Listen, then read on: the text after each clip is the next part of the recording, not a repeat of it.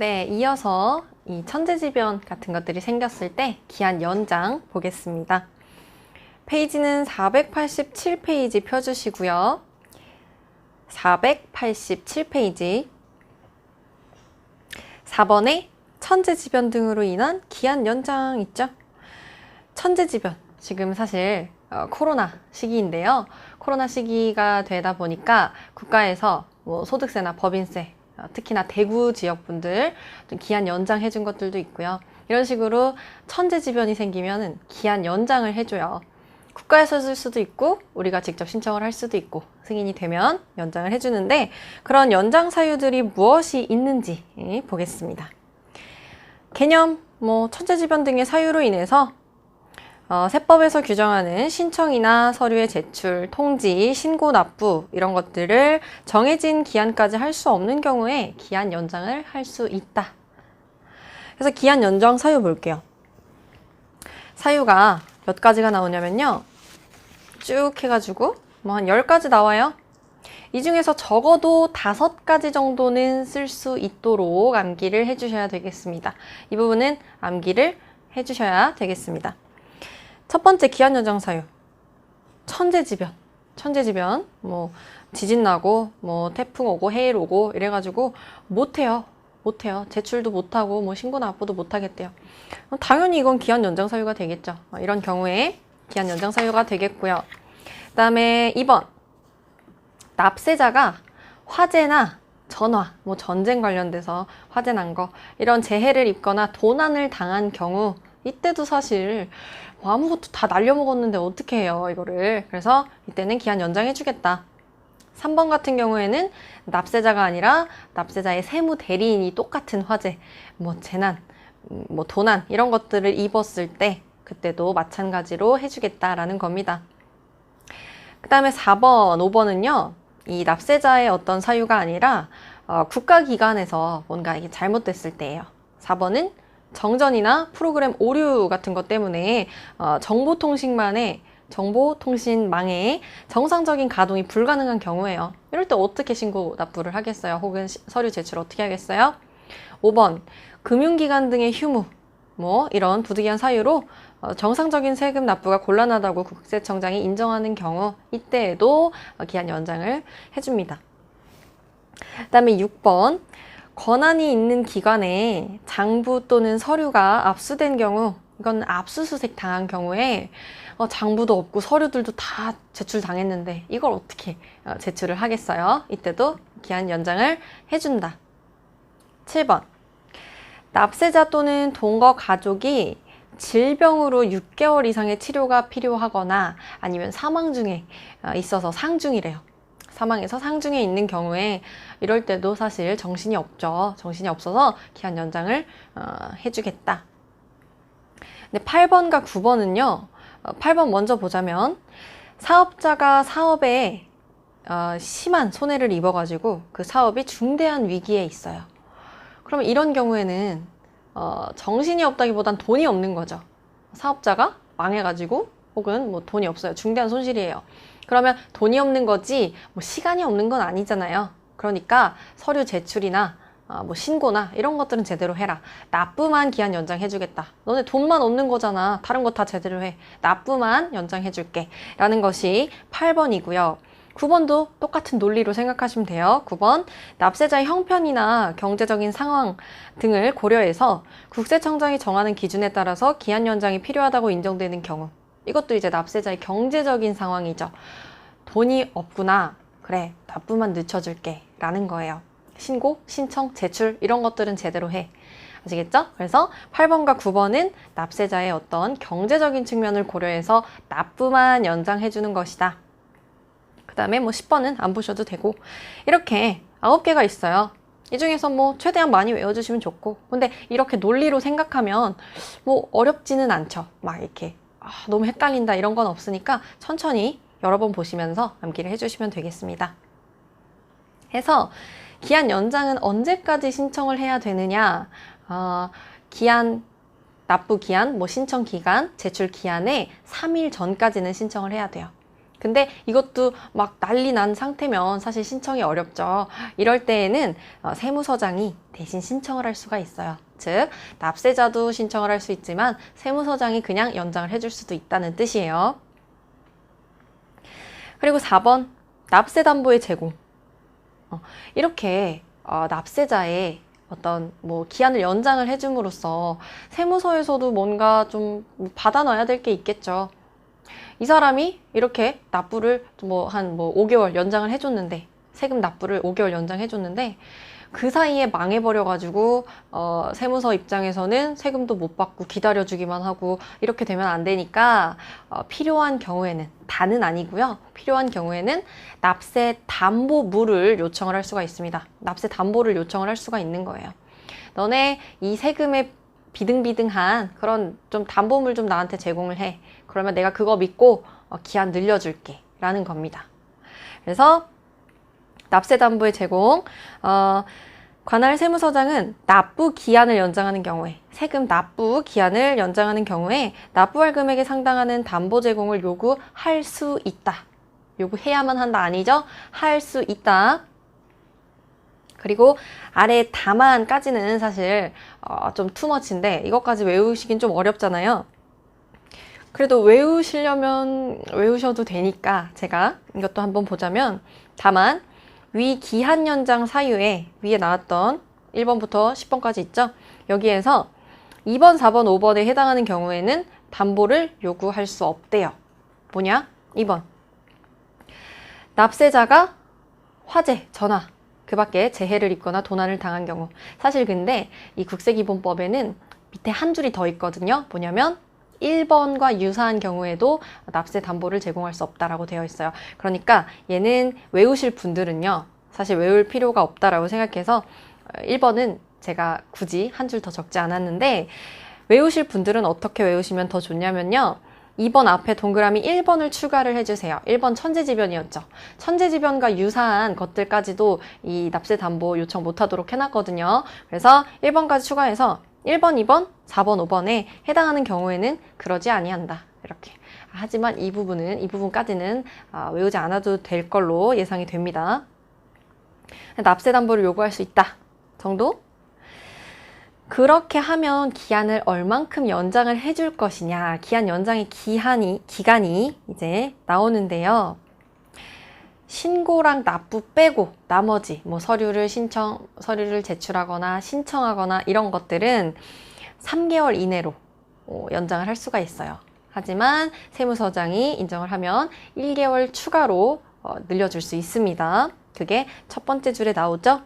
기한 연장은 3개월 이내로 하되 관할 세무서장은 1개월의 범위 내에서 그 기한을 연장할 수 있다. 밑에 신고 및 납부는 따로 있어요. 신고 및 납부는요, 9개월. 사실상 이게 제일 중요하죠. 신고 제대로 안 하면 가산세 빡 맞고요. 납부는 그때 안 하면 또 가산세 계속 붙으니까 신고 및 납부는요, 9개월을 초과하지 않는 범위에서 연장할 수 있다. 좀 더 길게 줬죠? 9개월까지 좋습니다.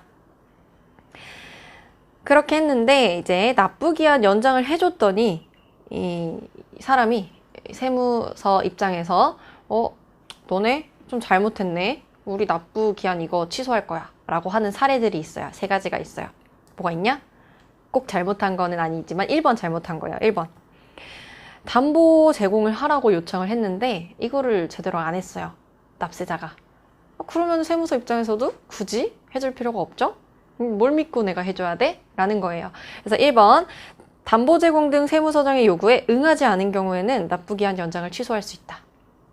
2번, 납기 전 징수 사유로 국세의 전액을 징수할 수 없다고 인정되는 경우, 이때는 취소할 수 있다. 납기 전 징수 사유도 뒤에 가서 배울 건데요. 간단하게 설명을 해드리자면 그 납세자가 탈세 제보를 받았거나 이렇게 좀 빨리 세금을 걷어들여야 되는 그런 사람이에요. 도망갈 여지가 되게 커요. 그래서 납부기한 전에 징수를 빨리 해버려야 되는 그런 사람이에요. 도망갈 수 있으니까. 그런 사람이면 납부기한 연장 신청을 했다고 해서 세무서에서 해줄 필요가 없겠죠. 왜냐? 납부 기한보다 더 빨리 걷어야 되는 사람인데 납부 기한보다 더 연장을 해주는 게 말이 안 되잖아요. 그래서 2번은 납기 전 징수 사유다. 그래서 전액 징수를 못할 거다. 그러면 얘는 납부 기한 안 해줍니다. 취소. 그 다음에 3번 기한 연장 사유에 그 뭐 정전 났거나 프로그램 오류 이런 것 때문에 정보통신만 잘 안 됐거나 금융기관의 휴무 이런 것 때문에 잘 안 됐다 라고 했을 때 납부기한 연장이 된 것은 그 사유가 해소만 되면 바로 납부할 수 있는 것이죠. 뭐 어떤 경제적인 이유도 아니고 그냥 국가기관에서 조금 뭔가 잘못된 거니까. 그래서 이런 것들이 해소가 되면은 납부기한은 연장이 취소가 된다라는 것입니다. 자, 넘겨서요. 5번 송달 지연으로 인한 납부기한의 연장입니다. 송달 지연으로 인한 납부기한의 연장. 송달이라는 것은 국세청, 과세관청에서 납세자한테 어떤 서류를 보내는 걸 송달이라 그래요. 우리가 앞에서 우편 뭐 전자 제출 이런 거 배웠던 거는 납세자가 우편으로 제출하는 거, 납세자가 전자로 신고하는 것이었고요. 송달은 과세관청에서 납세자한테 보내는 걸 송달이라고 해요. 서류의 송달. 근데 이 송달을 늦게 한 거예요. 과세관청에서. 그랬을 때는 납부기한이 어떻게 되느냐 보여드릴게요. 첫 번째는 그냥 원칙은요. 이 송달이 되고 나서 14일까지는 납부기한이 연장이 돼요. 송달되고 나서 14일이거든요. 송달되고 나서 14일. 여기가 납부기한이다.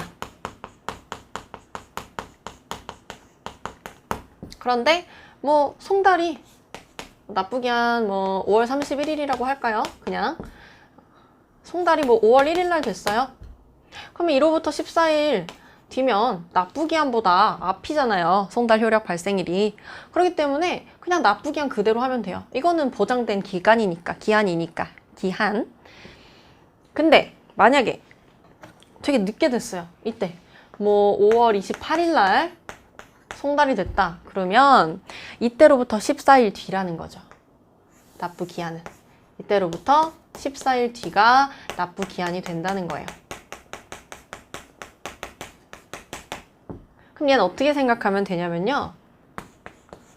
송달일로부터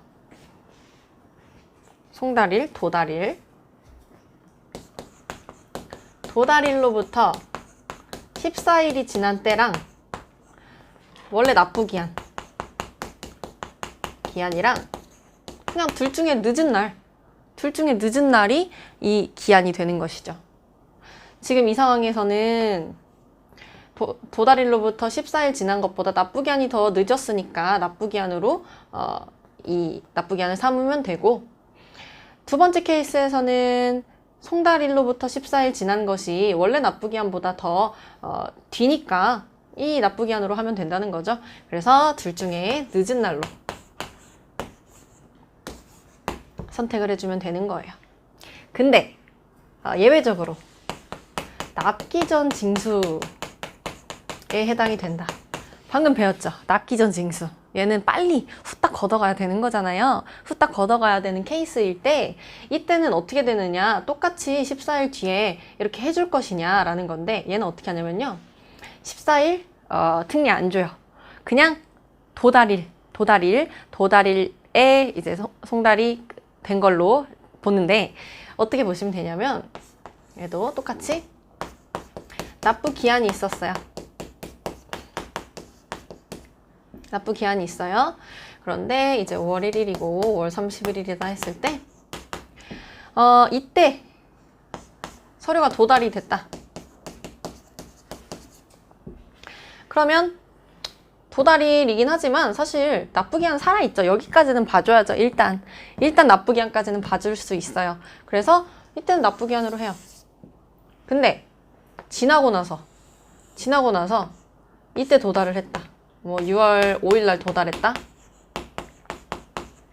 그러면 이때는 그냥 도달일이 이때를 납부기한으로 보는 거예요. 이 도달한 날까지 납부기한으로 하는 거예요. 좀 다르죠? 14일 안 봐주는 거예요. 납기 전 징수일 때는. 그래서 얘도 둘 중에 늦은 날이기는 하지만 얘는 그냥 도달일과 납부기한 둘 중에 늦은 날로 하시면 된다는 겁니다. 그냥 도달일과 납부기한 둘 중에 늦은 날로 삼아라.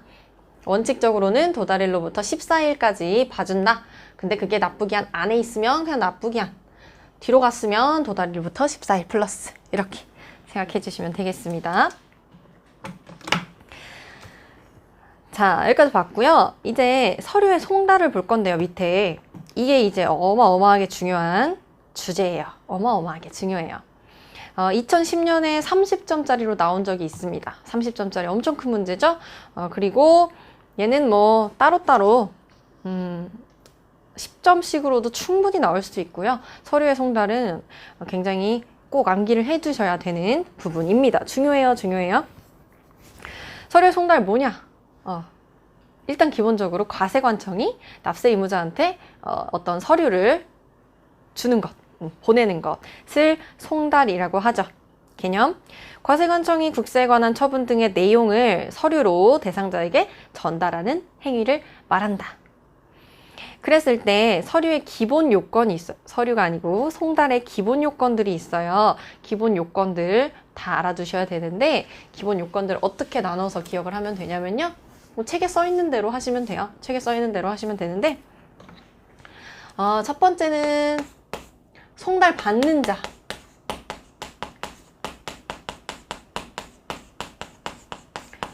쓰실 줄 알아야 되고요. 송달 받는 자 쓰실 줄 알아야 되고요.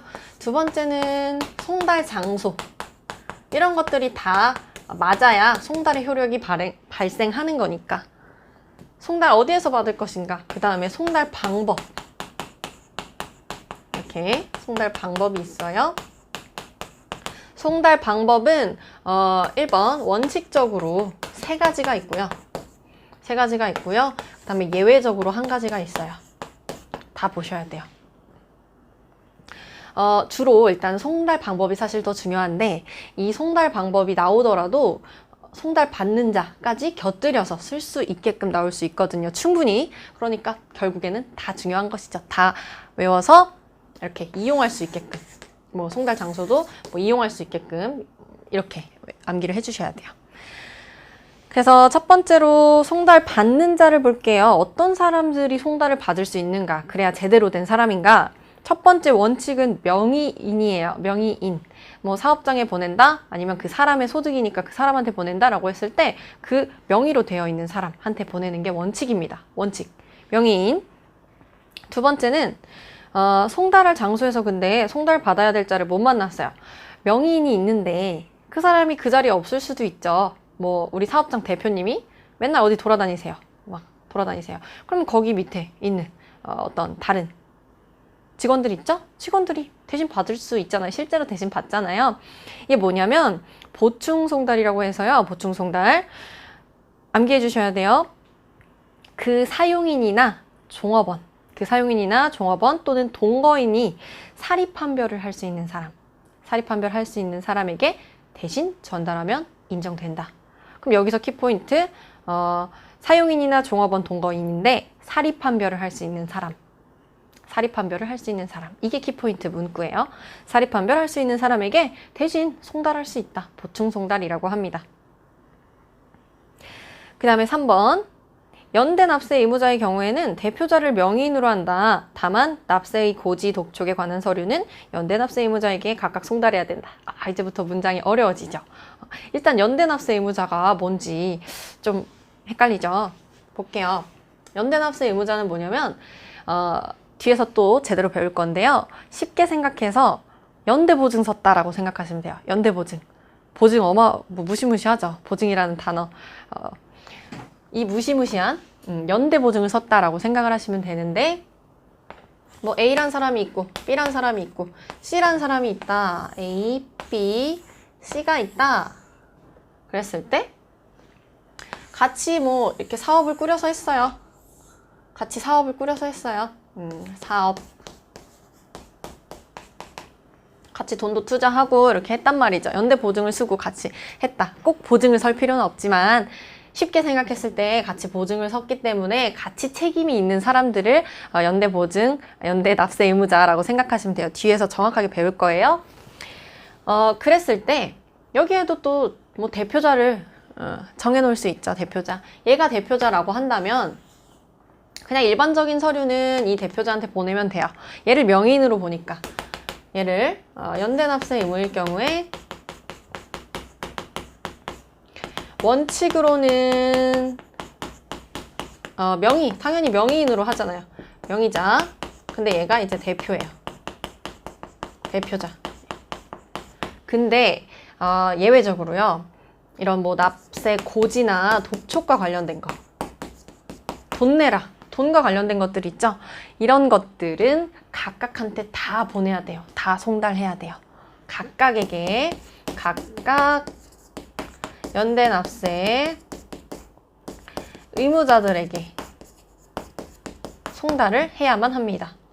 왜냐하면 A, B, C 다 이 세금에 대해서 납세 의무가 책임이 있는 거란 말이에요. 같이 책임이 있는 건데 얘한테만 보내면 A가 야 니네 왜 안 내? 빨리 내. 나는 못 받았는데? 이러면서 안 낸다고 할 수 있죠. 같이 책임이 있는 거기 때문에 고지와 독촉에 관해서는 각각 연대 납세 의무자 각각에게 다 보내야 된다. 그게 아닌 서류들은 그냥 명의자한테만 보내면 돼요. 아시겠죠? 그 다음에 4번, 5번, 6번은 뭐 어렵지 않습니다. 4번, 5번, 6번은 4번 납세 관리인이 따로 있는 경우에 납세 관리인에게 보내면 되고요. 5번 뭐 상속이 개시됐어요. 이제 누가 사망을 해가지고 상속을 하는데 그때 상속 관리인이 있으면 상속 관리인한테 보내라. 그 다음에 6번은 뭐냐면요. 이것도 2019년도에 신설된 규정인데요. 이 서류를 송달받아야 하는 사람이 유치장에 있거나 구속되어 있어요. 수감이 되어 있어요. 그럼 누구한테 보낼까? 누구한테 보내야 될까? 그 사람한테 직접 보내야지 되는가? 아닙니다. 얘는 어떨 때 어떻게 하면 되냐면 해당 교정시설의 장 또는 국가경찰관서의 장에게 송달하면 송달의 효력이 발생이 되고 그 사람이 전달을 해주면 된다 이겁니다. 자, 됐고요. 송달 받는 자 기본 요건으로 됐고요. 이제 송달 받을 장소, 송달 받을 장소는 첫 번째 원칙은 명의인의 주소나 사는 곳, 거소 이렇게 되고요. 만약에 전자송달을 하는 경우 전자송달이라는 것은 이메일 하는 경우에는 그 이메일 주소에다가 하면 되겠죠? 이메일 주소에다가 보내면 된다. 예외적으로는 신고된 장소. 꼭 그 명의인이 사는 곳 주소지 아니더라도 명의인이 저는 지금 이번에 출장을 갈 거라서 한 달 출장 갈 거라서 저기 부산 저기서 받을게요. 이렇게 신고했어요. 그러면은 뭐 상관없죠? 그렇게 하면 되죠? 그렇게 하면 됩니다. 송달받을 장소를 신고한 경우에는 그 신고된 장소에 송달을 해야 한다. 뭐 신고 장소 변경한 경우에도 또한 같다. 합리적이죠? 그냥 이렇게 하면 된다라는 겁니다. 자, 그리고 이제 송달 방법이 나왔어요. 대망의 송달 방법. 이게 엄청나게 중요한 겁니다. 결국엔 송달 방법이 주로 문제에 나올 가능성이 크고요. 그러면서 이걸 곁들여서 써주시면 되는 정도로 생각하시면 돼요. 송달 방법. 송달 방법에는 원칙적으로 3가지가 있어요. 제가 뒷부분에 표로 정리를 해놨는데 그 표를 적어놓고 정리를 해보자. 일단 송달 방법에는 원칙적으로 우편 송달이 있고요. 그 다음에 교부 송달이 있고요. 그 다음에 전자 송달이 있어요. 얘는 이제 내용. 그 다음에 보충 송달. 보충 송달이 뭐였어요? 보충 송달?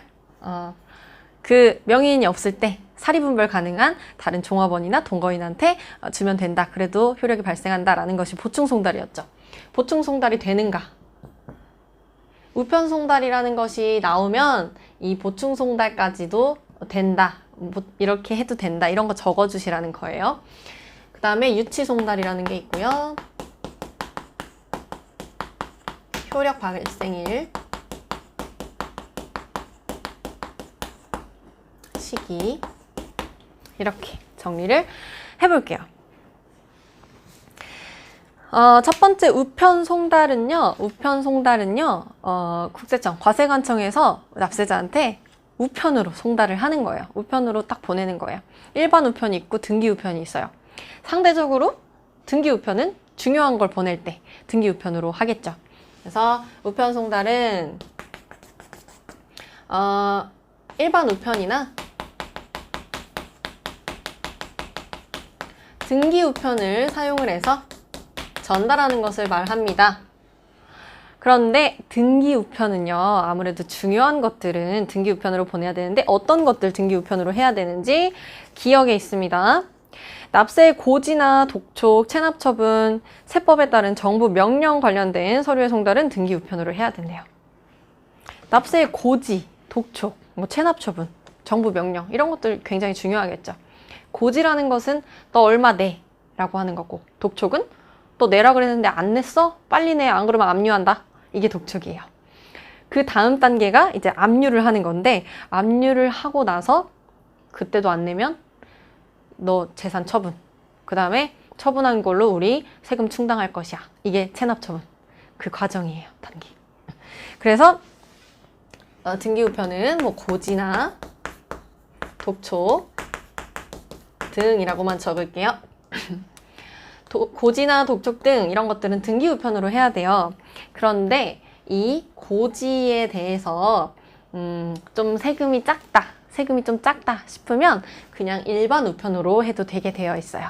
모든 세금을 다 이렇게 등기우편으로 하는 건 아니고, 세금이 작다 그러면 일반 우편으로 하면 되는데, 세금이 얼마냐면 50만 원 미만일 때예요. 50만 원 미만일 때. 일단 숫자 외워볼게요. 50만 원 미만일 때는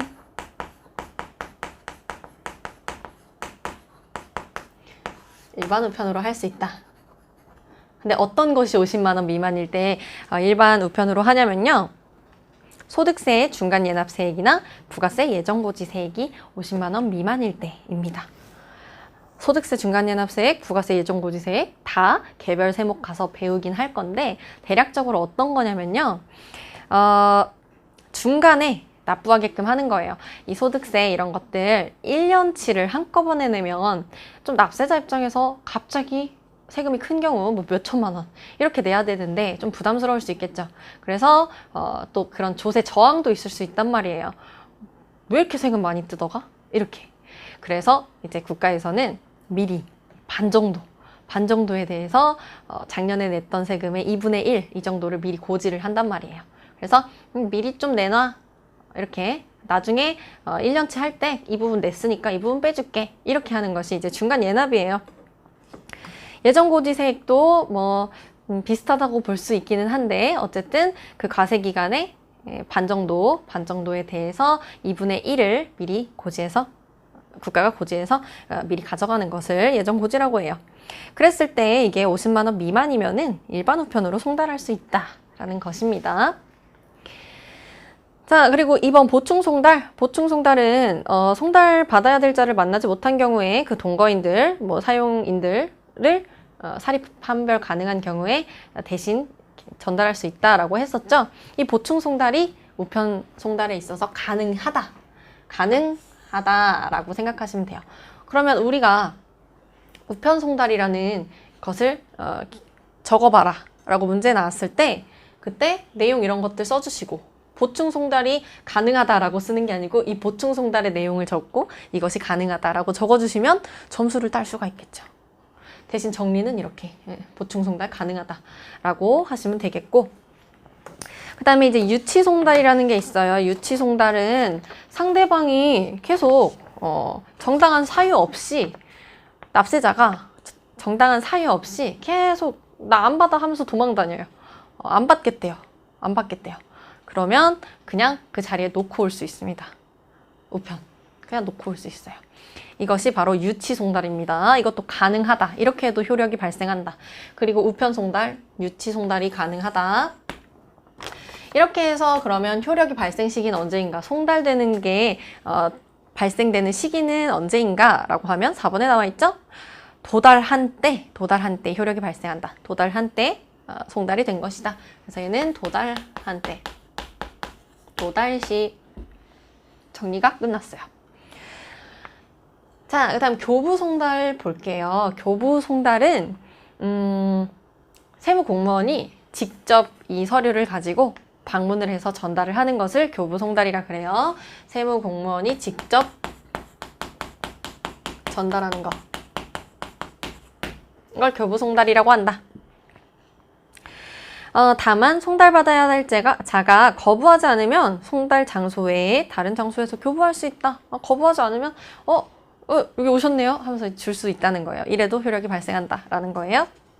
보충송달 가능하다. 얘도 보충송달 가능하니까 교부송달의 특징에 대해서 써라 하면 보충송달도 써주시면 되겠고, 밑에 유치송달도 똑같은 거 거부하면 놓고 올 수 있다. 가능하다. 이것도 써주시면 되겠고, 그 다음에 송달 절차가 있는데 이것은 이렇게 세무공무원이 송달을 했어요. 줬어요. 그러고 나서 좀 사인해주세요. 받았다고 사인해주세요. 이렇게 해야 돼요. 그래서 사인을 받아야 되는데, 만약에 이 경우에도 상대방이 그냥 사인을 안 하겠다고 거부를 하면요, 안 했다, 이 사람이 거부했다라고 쓰고 송달은 그대로 유지가 돼요. 효력이. 꼭 사인을 받아야지만 송달이 오케이 되는 것은 아니다라는 것입니다. 그 내용이 4번에 써 있어요. 자, 그리고 효력 발생 시기도 마찬가지로 교부송달도 도달했을 때, 도달시 효력이 발생한다. 이렇게 보시면 되겠습니다. 자, 이제 전자송달은요, 보통 이메일로 송달을 하는 거예요. 이메일 주소로 평 쏘면 송달이 됐다라고 보는 것이 전자송달입니다. 근데 여러분들, 나는 이메일로 받겠다고 하지도 않았는데 만약에 국세청에서 이메일로 보냈잖아. 너 왜 세금 안 냈어? 빨리 이거 가산세 내. 라고 하면은 정말 황당하겠죠. 그렇기 때문에 전자송달은 신청한 경우에 한해서만 이렇게 송달의 효력이 발생합니다. 신청한 경우에 한해서만. 그래서 전자송달은 이메일이나 아니면은 그냥 조회하는 거라면은 우리 홈택스, 국세정보통신망 이런 데에서 볼 수 있다라는 것. 보통은 전자우편. 그럼 전자우편 같은 거는 보충송달 없죠. 그냥 이메일로 전달하는 거니까. 그리고 거부하면 놓고 온다? 이런 거 불가능하죠. 이메일이잖아요. 그래서 얘는 이런 내용 안 써주셔도 되고요. 개념 써있고, 요건에는 신청한 경우에만 가능하다라는 것 여기다가 적죠. 신청 시에만 가능하다라는 것이 이제 특이점이다. 그리고 송달 신청서 제출을 해야 되고, 전자송달 신청서 제출을 해야 되고, 그 다음에 효력 발생 시기는 전자 우편 주소에 입력된 때, 전자 우편에 이 이메일이 딱 입력돼가지고 기록이 되어 있을 때, 그때가 효력 발생 시기다 라고 보시면 되겠습니다. 밑에 표로 정리되었죠? 여기다가 추가로 이런 것들만 딱 정리하면 이 표로 쫙 정리가 가능합니다. 자, 이제 마지막으로 공시송달이에요. 예외적으로 공시송달이라는 방법을 사용을 할 수가 있는데, 공시송달은요, 이런 원칙적인 방법, 우편송달도 안 되고요, 교부송달도 안 되고요, 전자송달도 안 돼요. 이 납세자한테는 어떤 걸로도 송달을 할 수가 없어요. 지금 원칙적인 방법으로는. 그랬을 때 특수하게 사용을 하는 그런 송달 방법으로 세무서의 게시판에다가 공고를 한다던가, 아니면 일간신문에다가 누구누구 언제까지 납부해야 됩니다, 이런 것들을 게재함으로써 송달의 효력을 발생시키는 것을 공시송달이라고 합니다. 근데 이것도 만약에 나라고 생각하면 참 황당하죠. 내가 그냥 조금 연락 안 됐다고 갑자기 세무서에서 세무서 게시판에다 올려놓고 공고했어 라고 하면 황당하죠. 그래서 이런 공시송달이 되는 경우는 굉장히 특수한 경우예요. 이례적인 경우에 되는 거예요. 어떨 때 되는지 볼게요. 먼저 개념 보고 갈게요. 개념. 교부송달이나 우편송달이 불가능한 경우에 그 서류의 요지를 공고함으로써, 요지, 중요 내용을 공고함으로써 이제 송달의 효력을 발생시키는 방법이다. 다만 송달받는 자가 예상치 못한 불이익을 받을 수 있으므로 그 요건을 엄격하게 해석을 해야 된다. 요건 뭐가 있냐면요. 당연히 암기해 주셔야 되겠죠. 이 공시송달도 나올 가능성 굉장히 높아요. 10점짜리로 딱 나올 가능성 높아요. 공시송달의 사유는 어떻게 생각하시면 되냐면 세무서 입장에서 열심히 이 송달을 하려고 했으나 약간 불가능해요. 불가능한 경우. 그리고 아니면은 나는 갔는데 계속 상대방이 뭐 거부를 한다. 아니면 반송된다. 서류 전달을 할 수가 없어요. 그래서 납부 기한까지 이 서류 송달을 못할 것 같다. 못하는 것이 인정이 된다. 그랬을 때에만 이 공시송달이 가능합니다. 1번. 주소나 영업소가 국외에 있어요. 근데 국외에 있다고만 해서 이 공시송달을 할 수 있는 게 아니고 그러면서 송달하기가 어려운 경우예요. 국외에 있는데 송달하기가 어려워요. 두 번째, 주소나 영업소가 분명하지가 않아요. 잘못 적혀 있어요. 근데 뭐 어떻게 할 수가 없어요. 이럴 때 가능한 것이고. 3번, 등기 우편으로 송달을 했어요. 등기로 보냈는데 그 상대방 만나야 되는데 못 만나가지고 부재 중인 걸로 확인돼서 반송됐어요. 그런데 추가로 납부 기한까지 이 송달을 하기가 어려울 것으로 판단되는 것, 송달이 곤란하다고 인정되는 경우 이때는 공시송달할 수 있다. 그럼 여기선 체크. 등기 우편, 부재 중, 그리고 납부 기한 내에 송달하는 게 곤란한 경우. 그 다음에 4번은요. 세무공무원이 직접 2회 이상 방문을 했어요. 2회 이상 방문을 했는데 수취인이 부재 중이에요. 그래서 또 마지막 납부기한 내에 송달이 곤란하다고 인정되는 경우예요. 논리들이 좀 비슷비슷하죠. 근데 여기서 추가로 적어주실 게 뭐가 있냐면 세무공무원이 2회 이상 방문을 했대요. 좀 더 디테일하게 보면은 2회 이상 방문을 했는데 첫 번째 방문으로부터 마지막 방문이 3일 이상. 첫 번째 방문일로부터 마지막 방문이 사이에 3일 이상 텀을 두고 했어야 된다라는 것까지만 더 디테일하게 적어주세요. 3일 이상 텀을 두고 방문을 했어야 됩니다. 요건이. 이러한 사유에 해당되면은 이것을 세무서의 게시판이나 그 밖에 적절한 장소, 관복, 일간 신문에다가 게재를 할 수가 있는 거예요. 굉장히 특수한 상황이 되겠죠? 넘기면 이렇게 공시송달을 했을 때 효력의 발생 시기는요. 공고한 날로부터 14일이 지나면 송달했다라고 효력이 발생된다. 공고한 날로부터 14일 이상 지나면, 그날이 지나면 서류가 송달된 것으로 본다입니다. 여기까지 해서 이제 송달 관련돼서 싹 정리해봤어요. 이 부분들은 정말 시험에 나올 가능성이 높고 너무너무 나오기 좋은 주제죠. 그래서 철저하게 공부해 주시면 되겠습니다. 자, 여기까지 하겠습니다. 수고하셨습니다.